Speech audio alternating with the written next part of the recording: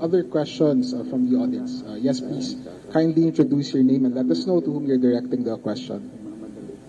Sa lahat. Sound check. Sa lahat po. Romy Maglunsod po from MTC Alliance, BTS Party List. Ang tanong ko lang po, kung magkaroon ng impeachment trial at ang sabi ng prosecution, evident naman na maganda yung kompleto naman ebidensya nila. At ang bansa natin ay magkagulo-gulo dahil nga merong malaking paksyon ng Duterte, malaking paksyon ng Marcos, malaking paksyon din yung ayaw sa kanilang dalawa. Ano ngayon na mapapala ng taong bayan kung sakaling matanggal natin ang Vice Presidente sa pamamagitan ng impeachment trial? At kung sakaling mag-resign naman ng Vice Presidente, mauulit lang ba uli yung nangyari sa impeachment trial ni Pangulong Erap na nakatakbo uli siya? Naging mayor pa uli ng Manila at parang wala ring nangyari. Sabi nga ni Justice Morales, ituro daw sa electorate, ituro sa mga botante. Parang ang nangyayari sa impeachment trial, wala rin kaming napapala eh. After ng impeachment, makakatakbo uli yung ipinapa-impeach natin. Hindi ba tayo nagsasayang lang tayo ng pera ng taong bayan? Thank you po. So, anyone from our panel who would wish to answer the question? If I can kindly nominate Prof. Gwen.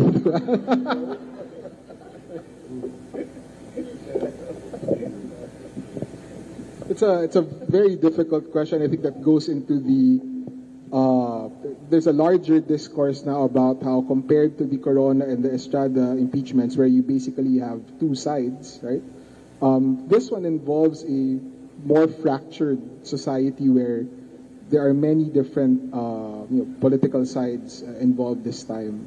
So, is it really just a waste of time? And if I can rephrase that question.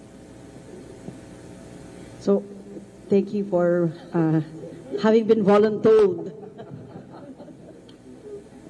The tables have turned. I have been called for recitation.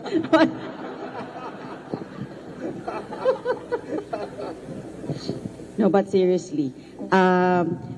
Siguro po, hindi naman sa nagpapasa ako ng voluntold kasi magbibigay naman po ako ng susubukan ko pong sagutin yung inyong tanong dahil mahalaga po yung inyong tanong, no? Pero baka maaari po din nating ayayahan mamaya si Congress Representative Zamora, no? Dahil sila po yung sila po ang naghain, no, nung impeachment complaint at nabanggit din po niya kanina kung bakit niya tinanggap yung paanyaya sa kanya maging miyembro ng prosecution panel. So makikita po natin doon yung kahalagahan nitong impeachment process. Pero subukan ko po kayong sagutin. Hindi ko po mababanggit na bata pa po ako nung mga nangyari yung mga unang impeachment. So nasubaybayan ko po yung parehong impeachment, no? Yung impeachment ni Pangulong Estrada at yung impeachment din po ni Chief Justice Corona. Masasabi ko po na lalo na po nung impeachment at impeachment trial ni President Estrada,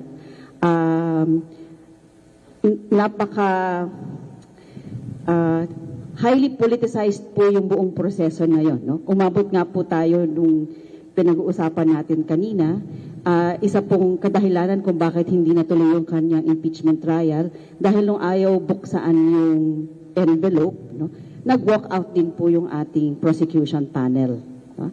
At matapos po nun, dahil din po dun sa ayaw na pagbukas nung envelope, nagkaroon po tayo ng EDSA 2. At matapos po ng mga pangyayari na yon, si Pangulong Estrada ay lumisan po mula sa Malacanang at ang sabi nga po ng Korte Suprema, siya po ay nagbitiw, no? Nagbitiw sa pagkapangulo dun sa kanyang pagkakaalis sa Malacanang. So, sa kabila po ng mga pangyayari, no, nung panahon na yon, nasubukan din naman po nating tingnan kung hanggang saan natin mapapatakbo yung impeachment trial, no? At nabigyan po ng pagkakataon, hindi lang naman po yung prosecution panel at yung senator judges at yung defense team na subukang ipaliwanag sa taong bayan na nagmamatsyag po noon, no? Nung first impeachment at yung pangalawang impeachment sa mga pangyayari. Pareho pong impeachment na yon, gaya po ngayon, naanyayahan din po ang UP College of Law at yung mga profesor na tumulong na ipaliwanag yung mga kaganapan nung parehong impeachment proceedings na yon. So, sa usapin po kasi natin ngayon, parang hinuhusgahan natin ang benepisyo at kahalagahan ng impeachment proceedings. Depende po kung ano ang kanyang magiging resulta. No? Kung natanggal, kung binawian ng kakayanan na tumakbo pa at maglingkod sa bayan, na hindi nga po natin nagawa noong panahon ni Pangulong Estrada.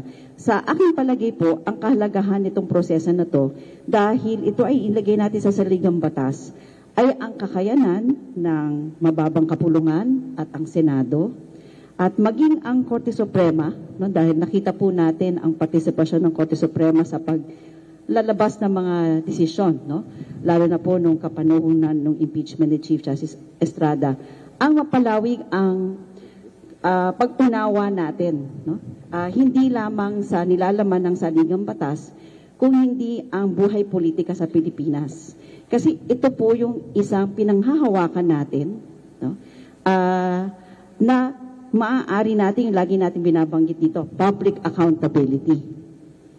Okay? Na maaari po nating singilin sa mga hinalal natin, no? Sa mga na-appoint sa posisyon na kailangan inyong ipakita, no? Ang hindi lang kakayanan, kundi na kayo ay karapat-dapat na patuloy magpatuloy sa inyong posisyon at maglingkod sa bayan. So napakahalaga po nung inilagay natin itong proseso na to sa saligang batas at ipinapatupad po natin ito. So nandun po sa akin yung, maaari po hindi natin nakikita agad yung benepisyo dahil sa isip natin, ang benepisyo nitong proseso na to, matanggal yung opisyal at hindi na siya mabigyan ng pagkakataon na mahalal, no?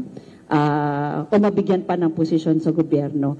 Pero sa akin, may kahalagahan yung proseso kung talagang, nabanggit nga ni attorney kanina, no, yung vigilant waiting, na bukod sa Senado, bukod sa mababang kapulungan, bukod sa Korte Suprema, tayo mismo, no, magmatsyag ng mabuti. Gaya nga po nung nangyari nung kay President Estrada, na napag-usapan natin ngayon yon. Sinabi na siya ay nag-resign. Ang sinasabi po ng mga panelists natin kanina, may kakayahan ang Senado noon at may kakayahan siya ngayon na kung nais ipagpatuloy upang siya ay hindi na po mahalal muli dahil magkakaroon ng tinatawag natin perpetual disqualification, maaari po sana isinulong yon kahit noon po man. Pero ngayon na alam na po natin yun, alam po natin na yun ang resulta na ayaw na nating mangyari, naipaabot na po siguro natin sa Senado ngayon ang ating pag-iisip sa bagay na yun, ano? Sa bandang yun, na may kakayanan ipagpatuloy ang impeachment trial upang makapagpasya ang Senado, kahit na nag-resign na po, bumitiw na po ang opisyal, may kakayanan magpasya ang Senado na sabihin hindi na siya maaaring mahalal pa muli o mabigyan ng pagkakataon na magkaroon pa ng posisyon sa pamahalaan. Thank you. Sana po nakatulong yung sagot po. I think Congresswoman Zamora, if you wanted to respond, and then Commissioner Sarmiento, I think also wants to respond. And then I think, for lack of time, we'd have to end the forum on this question. Thank you po. So without going to the merits or to the evidence, it is our duty as representatives, as members of Congress, to file this impeachment complaint because we saw grounds to support the articles that we have. Gaya po ng sinabi ni Professor De Vera,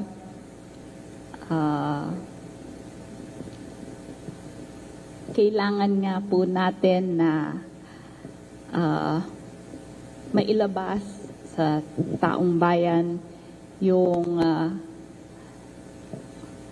ebidensya. Hindi po siya waste of time, hindi po siya waste of resources, because there is the separate consequence of disqualification from holding another public office or any public office in the future. Hindi po nagtatapos sa resignation ng isang impeached or impeachable official. Pwede pong ipagpatuloy ng Senado ang trial para malaman natin kung dapat nga bang ma-disqualify yung official from holding public office. So kami naman po sa Kongreso, may nakita kaming ebidensya, kaya po kami nagsampa ng complaint for impeachment. Commissioner Sarmiento? Tatlo po ang pakinabang na nakikita ko po sa usapin ito ng impeachment. Una-una, serves as a political education sa ating taong bayan. Natatandaan ko po doon sa Estrada proceeding, ako po ay komentarista ng Channel 5 every after trial, every session, at marami pong interesado. As a matter of fact, a survey was conducted that because of these impeachment proceedings, maraming gusto tumaas ang enrollment ng mga kolehiyo because of these impeachment proceedings. Natuto sa proseso. Pangalawa, yayaman ang ating jurisprudence kung ito po ay masagot ng ating Korte Suprema. Yayaman ang ating pagkaintindi ng constitutional processes. For instance, dalawa ng sinampa. Baka may susunod pa. That will enrich jurisprudence for the sake of our future law students and future generations. Pangatlo po, it will serve as a deterrence, no, sa mga gustong tumakbo, manungkulan. It's a warning na pag kayo ay hindi gumawa, hindi maglingkod sa taong bayan, ito ang consequence na posibleng mangyari. So para sa akin po, this exercise is a fruitful exercise for all of us. Estudyante, magulang, lahat ng sektor ng ating lipunan. Thank you, Commissioner Sarmiento. So sa dami ho ng tanong na ilabas today, yun po ang pinakamahirap. Salamat po na nasagutan po ng ating mga panelists. I'd like to ask Professor Te. Earlier, you opined that you would prefer that the rules of evidence, particularly the rules of evidence, not be followed or strictly followed in the proceedings. However, the rules of evidence were formulated with rights in mind. For example, what you were saying, the hearsay rule. The hearsay connected to the due process rights of an accused, in this case, a respondent. So if we do not follow the hearsay rule and a person is presented there who does not have personal knowledge of the signature of a certain document or has not personal knowledge, how then, first, can we trust that person? And second, how then would you uphold the primordial constitutional rights and human rights of due process and other constitutional and human rights that those rules were drafted and created to uphold? Yeah, thank you for that question. First, I'd like to say that, as pointed out by Senator Drilon, should the Senate, in drafting its rules on impeachment, make the rules on evidence suppletorily applicable, then yes, the rules will apply. My point really was that we should not over-judicialize the proceedings. Insisting on a strict application of the rules on evidence to the point of excluding what should otherwise be relevant to an inquiry into the sole issue of whether the public official should continue in office or not. Now, that formulation of the issue also addresses the question of whether rights are at the heart of the application of the rules. While I agree with you that the rules on evidence are intended really to protect rights, particularly due process rights in court proceedings. But again, and I guess we will go back to this over and over again, the impeachment proceedings are not court proceedings. The public official who is impeached is not an accused in the sense of a criminal case. And therefore, the rights of the accused are not implicated here. In fact, that may even be an open question. For example, self-incrimination, right? Could that actually be invoked in relation to, a question of a senator judge, right? Should, for example, the public official voluntarily appear and give testimony? And should the senator judge ask a question of the public official where the answer of the public official may tend to incriminate him or himself or herself, could the public official actually invoke the right against self-incrimination in an impeachment trial? I think that was the only point I was making, that we should not over-judicialize, because what I'm looking at in terms of the impeachment inquiry is really the fitness of the impeached official to continue serving, considering the gravity of the offenses that are levied against that official, and should they be proven true. Now, again, we do not have a constitutional presumption of innocence, as it were, in that particular proceeding, because it is not a criminal case. And therefore, we go back to how the Senate would formulate its rules, how the Senate would incorporate, for example, the rights of the accused, as it were. Should the Senate say in its rules, and I post this in the speculative because we don't have a copy of the rules yet, the Senate has not come up with its rules. Should the Senate say the rights of the accused in criminal trials are applicable, right? And therefore, should the senator judge pose a question that may tend to incriminate the impeached public official, then the impeached public official can say, I refuse to answer on the ground that it will incriminate me. And the senator judge could not be able to ask that question. But again, I do appreciate the question, because yes, I agree. The rules on evidence are there to give us that protection, and I would be the last person to say that we forego those protections. But again, I stress that the impeachment trial is not an ordinary trial. It's not a criminal trial. It's not a civil trial. It's not even an administrative trial. It's sui generis. It is of its own class. And therefore, there is a huge discretion on the part of the Senate to craft those rules. The burden, the responsibility, I think, right, is on the Senate. And I'm hoping that the Senate will be able to come up with a set of rules that will really address questions like those, right? But thank you for your question. Thank you, Professor Te. Any other questions from the audience? We do have, while waiting for anyone to ask here, we do have one question from the online panel. You can just open it. And I think it was, spurred by the remarks of Attorney Sison. So I think the question is, given the fact that public office is a public trust, how do we weigh the personal consequences to the impeached official against the public benefit of impeachment? And I think, just to add a little more complexity to that question, we've been talking about the whole afternoon on standards of clarity of evidence and the others. When in doubt, right? How do we weigh? Is it the potential public benefit or the potential public harm on the public officer?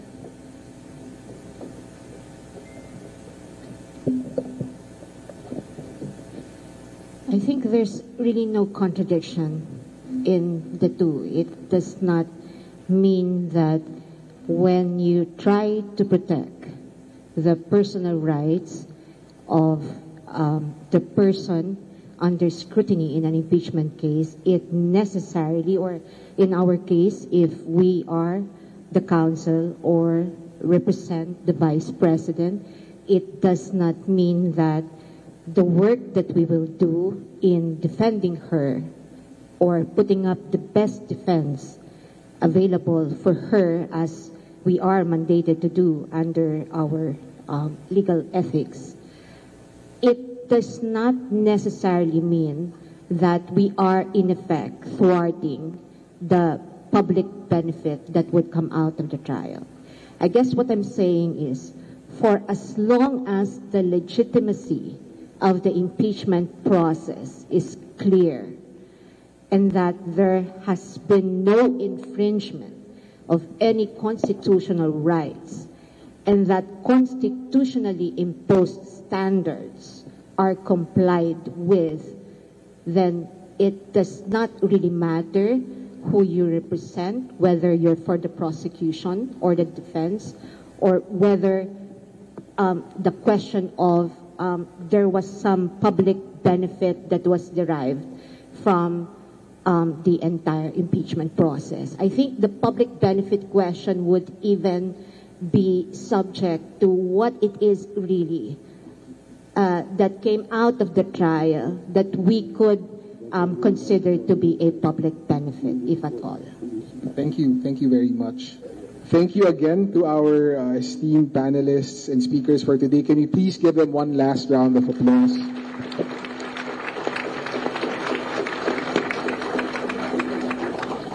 So